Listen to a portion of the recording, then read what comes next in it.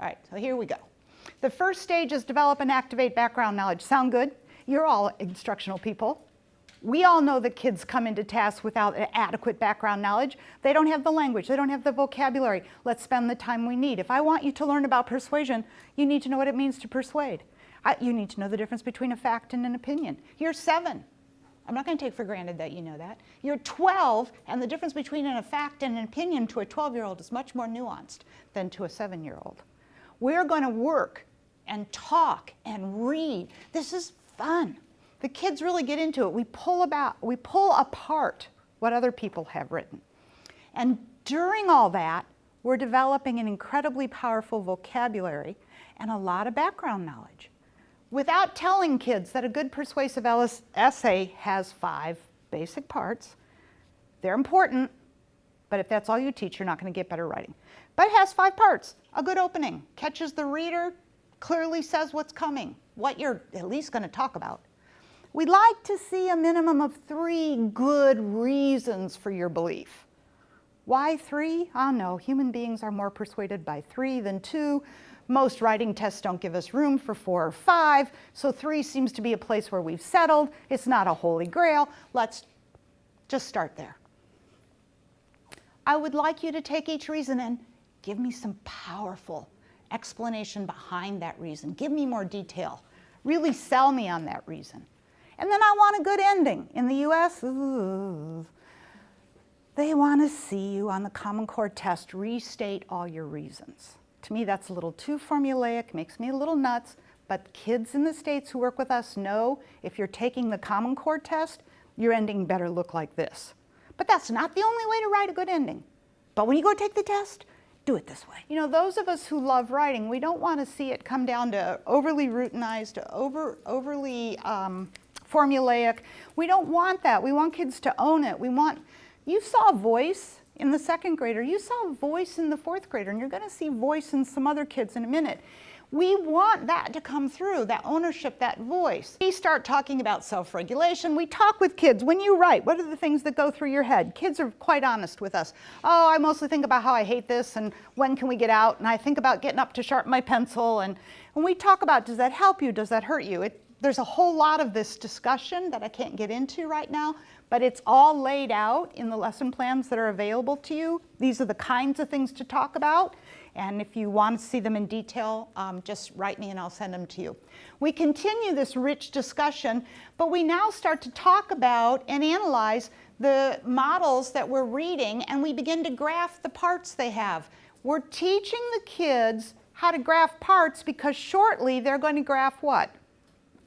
Their own parts. This is how our Sarah knew she had all her parts. She had learned to assess her own writing. Now, do kids just graph their parts? Well, no. We have them give themselves color, I'll show you in a minute, color in stars or use whatever you want for every good language choice they make. We have them color in rocket boosters for every good extra detail they provide for a reason. We're not just looking at elements. We keep discussing. We introduce note-taking. This is one of the single hardest things from 2nd grade through high school. In the States, we have not adequately taught our students how to make notes. How do you get through high school and college if you can't make notes? And getting these 2nd, 3rd, and 4th graders, whether they're struggling writers or typical learners, to make notes is like pulling teeth. You know what they want to do. Write the sentence, write the sentence, write the sentence in their planner. At the end, copy it all down and they're done. No, that is not acceptable. These are your initial ideas. You have to think more and change your initial ideas while you write. And we teach them that, and I'll quickly try to show you how. We get them to establish that commitment to effort. Now, this is a set of strategies we've been, first we validated this set of strategies several years ago, and now we've been doing professional development with general ed teachers and professional development with special ed teachers to see what they can get in the classroom with this set. Okay, is SRSD all about teaching mnemonics? No. But the mnemonics make a nice handle. So teachers go around saying, I'm teaching tree, I'm doing POW and tree, I'm doing tree and TWA, because they know what they're talking about and it's a nice handle. In England, they're teaching this set of strategies, but they Englandized it. like Aussieing it, right? They don't call it tree. They picked another word that made more sense, but you get the idea. So we are teaching a close reading strategy, and we are teaching how to write a basic persuasive piece with facts from your close reading. The basic reading strategy, I know you can't read it here, I'll come back to it later. It's called TWA. POW is a powerful strategy that you use with everything you write. You have to pick your idea. How do you pick your idea? You got to consider your topic, your audience, and your purpose. And by this point, kids can tell you all about those. By the time we introduce this, there's been enough discussion, enough pulling apart of model text, they can spit it right out. Oh, I know how that writer got that. They are thinking of this author, or this reader. Okay. And then tree represents the elements in that persuasive essay I already mentioned to you. We teach kids to use linking words, they're called in the US. Before Common Core, they were called transition words. I don't care what you call them. Teachers we work with have all kinds of names for them. There's no magic in a name, and there's no magic in the mnemonics. The mnemonics are not powerful by themselves. But what we teach kids is mix it up. Nobody wants to read first, second, third. How boring is that? That's not fun to write, and that's not fun to read. And we give them an initial list. This is a second grader. And you see, he's adding to the list. So over time, during class instruction, when he's reading, he comes up with additional linking words. My last reason. Oh, I like this one. One of the many reasons. An excellent reason. He can't spell it, but we got the idea. My best reason, right? They add. They borrow from each other. That's part of writing community. That's not bad, that's good. Somebody has a good one, put it on your list. We teach them attention getters. Fun statement. You should see some of the stuff we get on school uniforms. When kids get the idea of using a fun statement to open an essay on being required to wear a school uniform, we get some fun stuff. Questions, exclamations, a short story, a little narrative that sets, I used to have to wear school uniforms, and I'm going to tell you why no one else should have to. In my third grade, they made us wear, and it looked like this and this. And now, my first reason why no one should be made to wear that, right? You put a personal narrative in it. It's a very effective writing technique. We want the wrap-up to be restate, but to be interesting and engaging and be connected to the reader.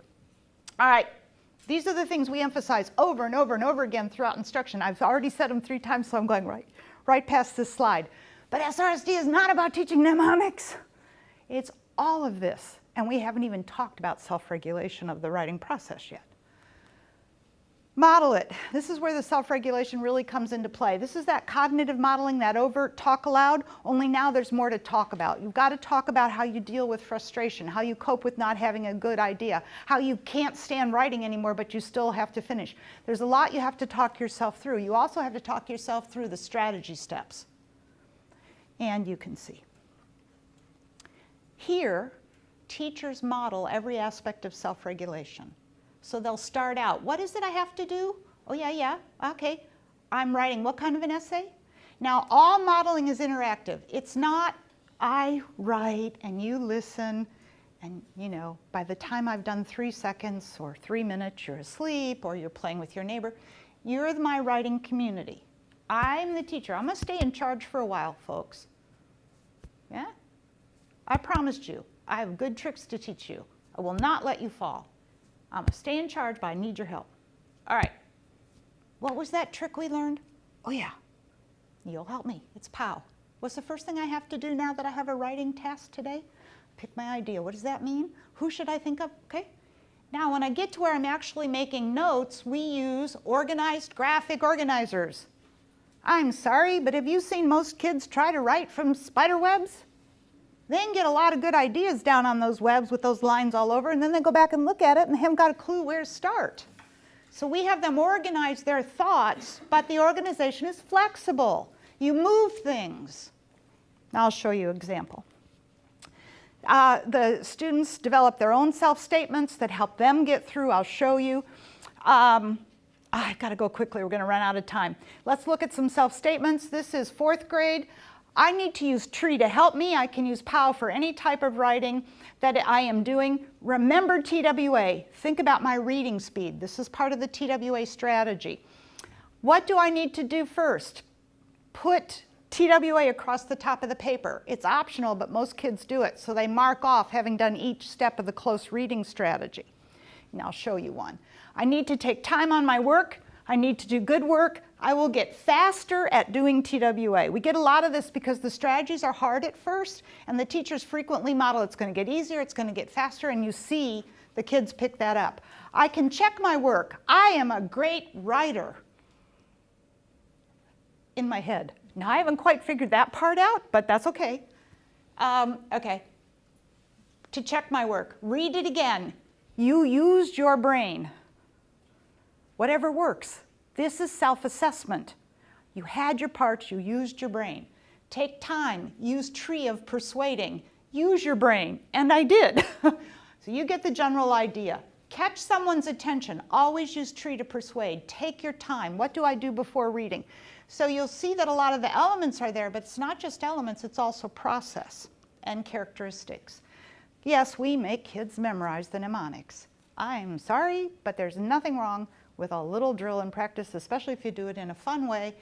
And as our kids said one day on video, we said, well, what do you guys think about memorizing all this? Do you think that was worth doing? And they all looked at us like we were nuts, and this little girl raised her hand and she goes, well, how are you supposed to use it if you can't remember it? I'm like, okay, conversation closed. It's not drill and practice in absence of meaning. It's drill and practice with clear connection to meaning. It's not that hard. It can be kind of fun. And they don't just memorize the names of the parts. They have to be able to explain the content of each element and why it matters. So it's not just the mnemonic. Support it. This is all collaborative writing. This is where the work of Barbara Rogoff and so many other people shows us that the community is more powerful than the individual. Initially, the teacher is leading. The kids are helping, but we do gradual release of control, otherwise previously known as scaffolding. Before that, known as successive approximations to a well-defined goal. Before that, we keep changing the term, but the concept remains the same. It's part of good teaching. The trick here is how long to scaffold and for whom. And Don Deschler likes to say, sometimes we go too fast. Okay, all right, so back up. Go to some more support and go back forward again. Go a little more slowly. Anyways, we use a lot of visual aids for this. Kids chart their progress on rockets or ice cream cones or whatever teachers want to use. They have the personal statement sheets. They make sheets of million-dollar words. This is good language choice. We spend a lot of time on language. Which is better, it's cold out or it's icy out? Icy. What about if I put it together? It's icy cold outside. Do you feel it? Do big words make good language? Icy's not a big word. It's not about a big word, it's about a word that does the job. I didn't make that up. That comes from lots and lots of study of writing and lots of expert writers. Kids learn to move off the graphic organizers and make the mnemonic in note form on scratch paper, and we will see many kids at post-test who do minimal note making when the task is simple because they have internalized it, but they perform well. When the task is hard, I'm going to show you one, we see a lot more note making. We keep this up, we keep this up, we keep this up until kids write alone. Now you won't be able to read this from there, but I want to show you how it all worked together. I haven't had time, and I'm really watching because I want time for more questions, but I can take you through the TWA later, and it is in the PowerPoint where you can see it. This is informational text on Orlando, Florida. What you're seeing here is close reading that they learn to do in TWA.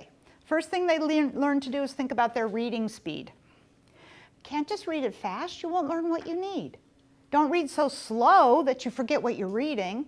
You need to read at a speed that allows it to make sense to you and allows you to start marking it up.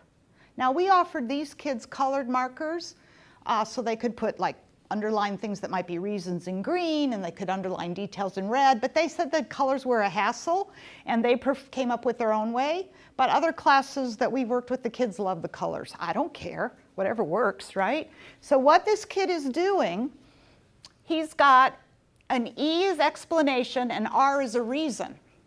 Now initially there's no numbers with them. They are supposed to number them later. Find reasons, figure out what order you want them in later. So he's got a reason and an explanation, a reason and an explanation, a reason and an explanation. He's got a fourth reason, another explanation. This is called busting the rocket because they graph on rockets, and a lot of the kids will set a goal to bust their rocket. He's also starring what he thinks are best details. Now he makes notes, no sentences allowed. He makes notes, you should go to Orlando, Florida. Still more than I wanted, but it's better than where we started, but it's kind of a sentence. SeaWorld, Legoland, water parks, fun parks nearby, other things to do. You get to see sports, and it has Disney World. And this is what he writes. Now down here, he's reminding himself his ending, because they're practicing for the test, he has to restate his 4 reasons. This is what he wrote. Hey classmates, you know who the audience is, right? That's what the prompt said. Write a letter to your classmates, persuading them to take your field trip to Orlando. You should go to Orlando, Florida. One of my major reasons is Florida has Disney World. It was 4, now it's 1. He thought it through and he decided, and you can see over here, he's renumbering them. This is going to be 1, 2, 3, 4.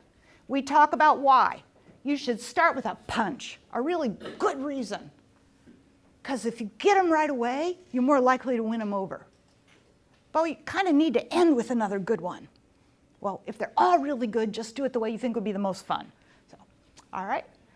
Disney World has games, rides, and activities. Next, there's fun parks nearby. It has SeaWorld, Legoland, and water parks. Another reason is there's other things to do in Orlando, Florida. You can ride hot air balloons, see the Science Center, and the Dinosaur Museum. Finally, you can see sports like basketball, football, and car races. You can also see a pro basketball game. That's why you should go to Orlando, Florida, because of Disney World parks, other things, and sports. All right, not bad.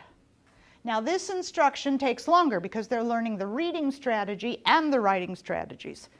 But it was about 15 to 18 lessons, and these were, what I forgot to tell you, these weren't typical 4th and 5th grade writers. These were struggling 4th and 5th grade writers. The typical kids looked a lot the same at pre-test though, and the typical kids also made great gains at post. Not going to go through this one in detail, but I did want to share. Now we've got really nice notes going on.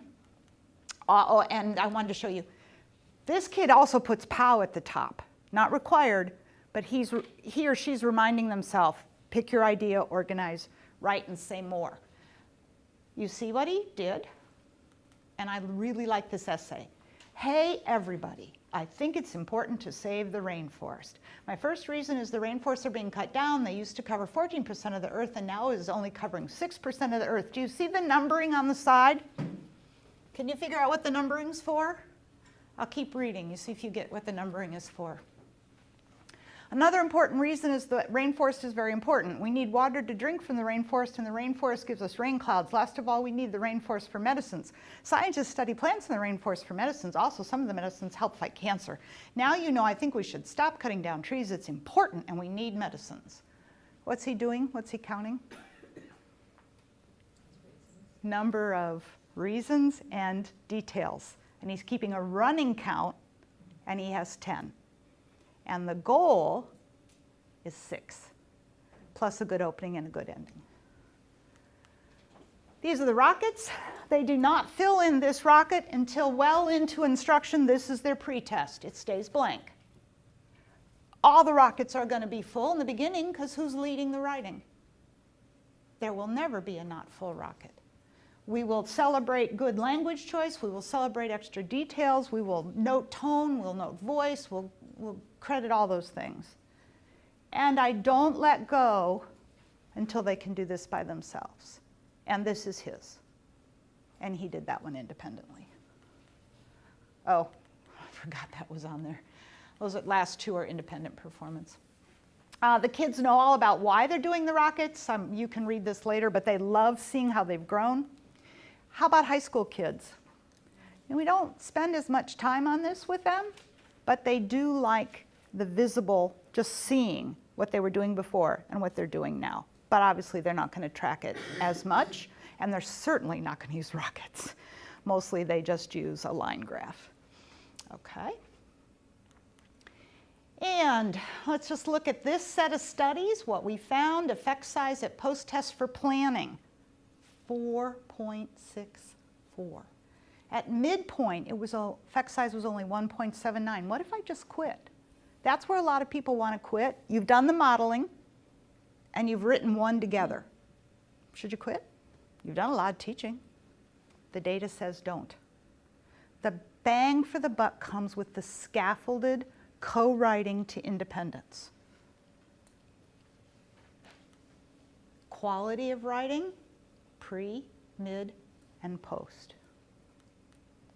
Genre knowledge, just pre-post. Reading scores, comprehension. Learning to do this did improve reading comprehension on similar text. Okay, messages from our students. This is a good thing you taught us. It was fun. You can see more. I love the bottom one. Of course, I can write now. Someone taught me how. Kid looked at us like, you know, if you just teach us.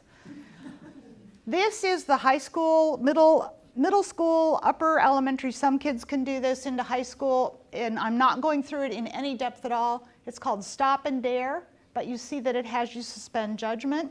You study multiple sides of an argument. You make notes. You pick a side to defend. You pick one or more sides to refute. And these steps help you do it. Steve was instrumental in the development of all of our strategies, but particularly in this one. It's fairly detailed on how you work your way through doing this. We organize our ideas. We star better ones. We cross off bad ones. There's a lot to learn. All right, summing up. How demanding is SRSD? In the elementary grades, 8 to 12 lessons, 20 to 40 minutes. We get kids on the playing field. It's a beginning, not an ending. Learning a second set of strategies is much faster than the first, of course.